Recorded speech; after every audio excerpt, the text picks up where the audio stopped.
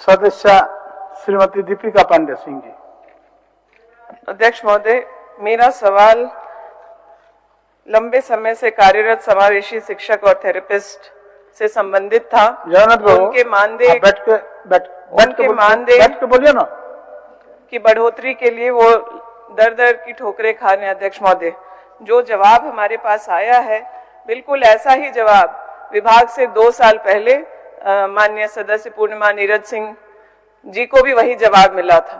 तो ये जो फिजियोथेरेपिस्ट या रिसोर्स शिक्षक हैं, इनकी जवाबदेही है कि दिव्यांग बच्चों को मुख्य धारा से जोड़ें, और वो बहुत एफर्ट लेकर के इस काम को कर रहे हैं। लेकिन उनका ही मानदेय की बढ़ोतरी को लेकर जगह जगह पर ठोकर खाना और एक जैसा ही सवाल का जवाब 2 साल के बाद भी आना, ये बहुत दुखद बात है। अध्यक्ष महोदय, मेरा मंत्री जी से निवेदन होगा कि इस पर विचार करके उन लोगों के मानदेय बढ़ोतरी की बात जो है उसकी समय सीमा तय कर देते, तो जो हमारे दिव्यांग बच्चों का विशेष ध्यान रख रहे हैं वैसे शिक्षक प्रोत्साहित भी होते और हमारे राज्य में दिव्यांग बच्चों को और मौका भी मिलता। माननीय मंत्री जी, माननीय सदस्य का जो सवाल है, हम चाहते हैं कि पूरक भी पूछ लें। आप और कुछ इस सवाल में जानना चाहते हैं? इसमें अध्यक्ष महोदय, हम इतना ही चाहते हैं कि देखिए, केंद्र सरकार ने तो अपने हाथ खड़े कर दिए हैं। वो कोई केंद्र सरकार का जो रवैया रहा है पिछले दिनों, हर ऐसी योजना को शुरू करके, चाहे वो पोषण सखी का मामला हो या और भी कई सारी योजनाएं जो केंद्र प्रायोजित चल रही हैं, उसमें लोगों को बहाल करके उसके बाद उनका आगे ध्यान रखने का काम या कई सारी योजनाओं में वो राज्य सरकार को सहयोग करना बंद कर चुके हैं। लेकिन इस परिस्थिति में मेरा विशेष निवेदन होगा मंत्री जी से कि ये दिव्यांग बच्चों की बात है, इस पे संवेदनशीलता से विचार करके यह तय कर दिया जाए कि 31 मार्च तक बढ़ोतरी उनकी कर दी जाए ताकि उनको इस वित्तीय वर्ष में कुछ लाभ मिल सके। अध्यक्ष महोदय, इसमें माननीय सदस्य की जो चिंता है उससे सारे जनप्रतिनिधि जो सदस्य सभी की चिंता दिव्यांग बच्चों के लिए, इसमें हम लोग कमेटी बना दिया गया है। कमेटी के रिपोर्ट आने के बाद जैसे ही आ जाएगा उस पर हम पहल करके पूरा प्रयास कर देंगे। अध्यक्ष महोदय, बस कमेटी को कितना समय दिया गया है या एक समय सीमा सिर्फ तय कर दें, बाकी मुझे पूरा भरोसा है कि माननीय मंत्री जी इस पर संवेदनशीलता से कार्य करेंगे। बता दीजिए कमेटी का रिपोर्ट जैसे ही आएगा। मैंने आप कितना दिन समय तय किया? हम 3 महीना समय। 3 महीना। सर, ये कमेटी का गठन का समय कब था या जवाब में इस तरीके सवाल का जो जवाब है उसमें किसी कमेटी की चर्चा नहीं की गई है, इसलिए मेरा निवेदन होगा कि ये कमेटी का गठन कब किया गया है वो उसकी जानकारी मुझे दी जाए। दे देंगे आपको। जी, थैंक यू, धन्यवाद।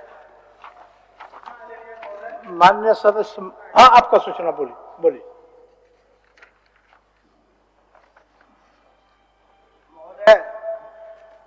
महाशिवरात्रि का पर्व था 15 तारीख को, जो महाशिवरात्रि के अवसर पर शिव भक्तों ने पांकी में तोरण द्वार लगा रहे थे।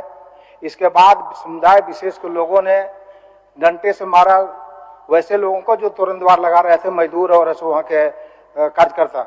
इसके बाद शुरू हो जाता है बवाल और मस्जिद से ये पेट्रोल बम, पत्थर, ईंटा से काफी बचाव हुआ और ये करीब 7 घंटे तक बवाल होता रहा। ये स्थिति है यहाँ पर, सभी पेपर को ये में आया और ये पूरे नेशनल न्यूज बन गया, पूरे राज्य की बदनामी हुई पांकी घटना लेकर के।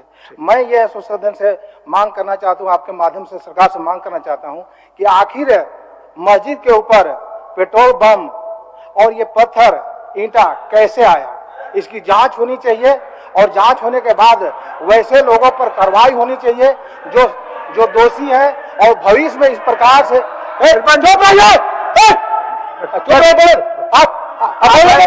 चुप रहिए। उस सूचना में पड़ा है हो गया